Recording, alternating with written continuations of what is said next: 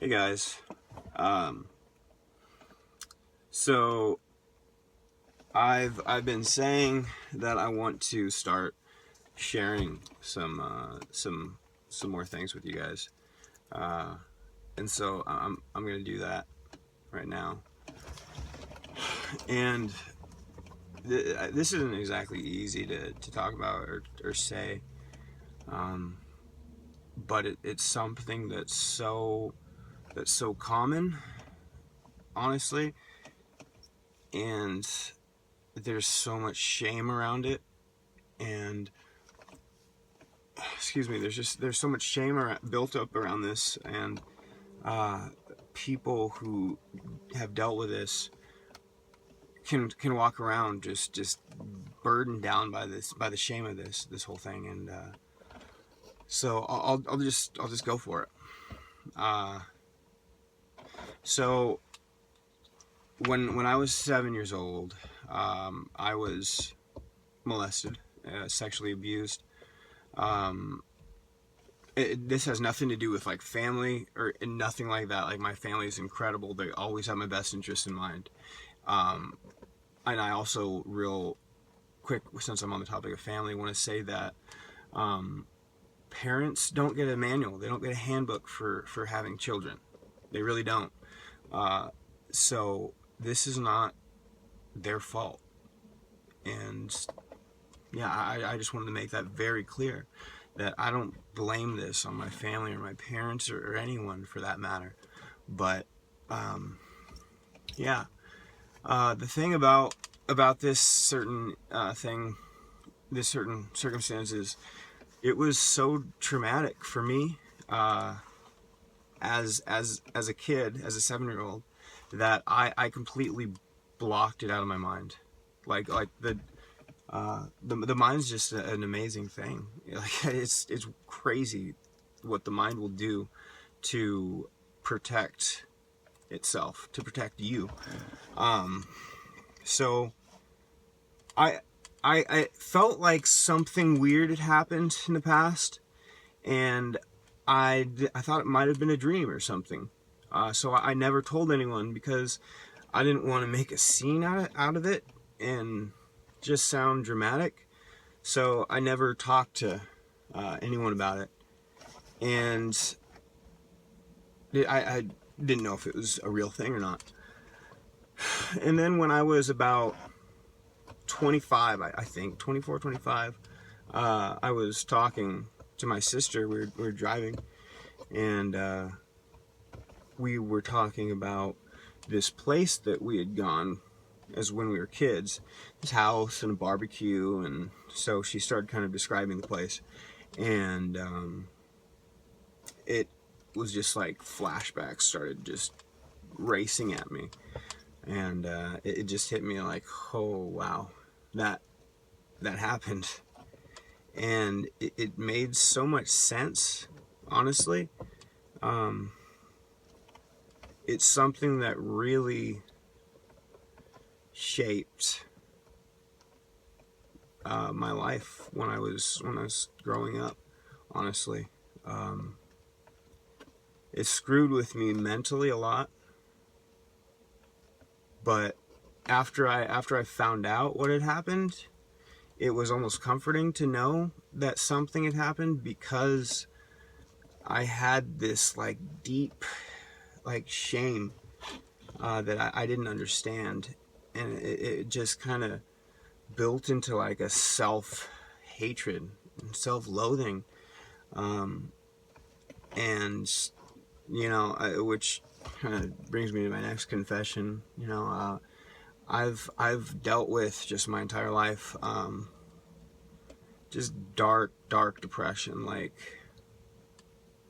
I I've definitely tried to kill myself numerous times.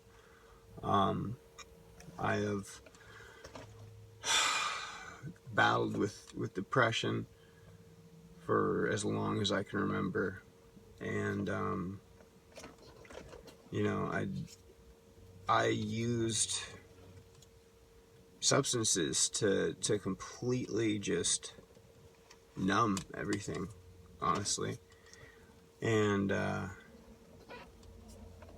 yeah, I wanted to just make a video that talked about this, because it's something that's very real, and something that I think a lot of people can relate to, but they might not know how to talk about it. And I apologize, because I'm probably not doing the best talking about it right now myself, but what I want to do is to just simply open the doors for discussion and for healing. And I want people to be able to talk about their issues like this, and if there's anyone out there that is struggling with past memories, or just things like that, reach out, talk to someone, like I was saying, talk to me.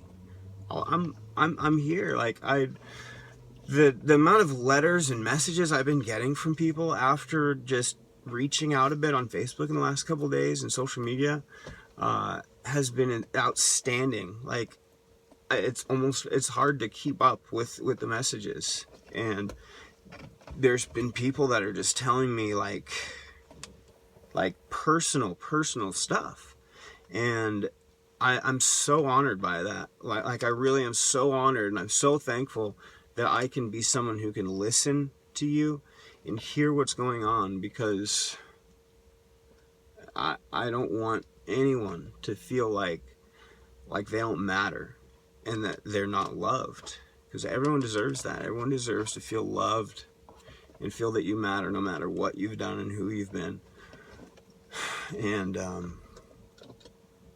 yeah, I just wanted to share, because I kind of blanked. Anyways, I'm here for you, okay? And I hope that you can get to a place, if you're struggling with things, where you can reach out and talk in a healthy way with people. Because I spent so long letting this situation and the person that did this to me control my life and my head, and it took me out of the game. Completely took me out of my life, and I let that dictate everything. And I decided I'm no longer going to allow that to rule over me. I'm going to give that person in that situation no more power over me. None. It ends.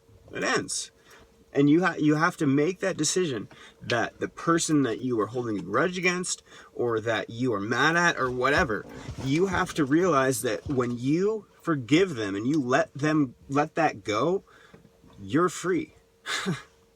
It sounds simple, but it's hard. But it's key. Forgiveness is key. And real people forgive and realize that people make mistakes. And I make a lot of mistakes. I made a lot of mistakes in my life.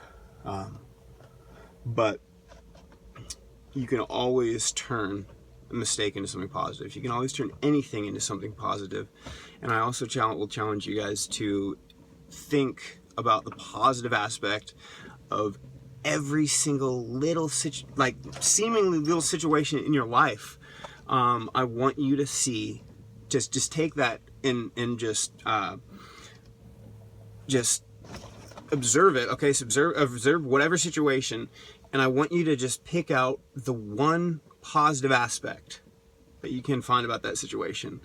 And if you're learning from your mistakes, then they're not a total loss, okay? And they're just building blocks and just steps that you are growing. And yeah, I feel like I'm kind of rambling, but it's something I'm passionate about, and I want to just share what I'm learning and what's going through my mind with you guys.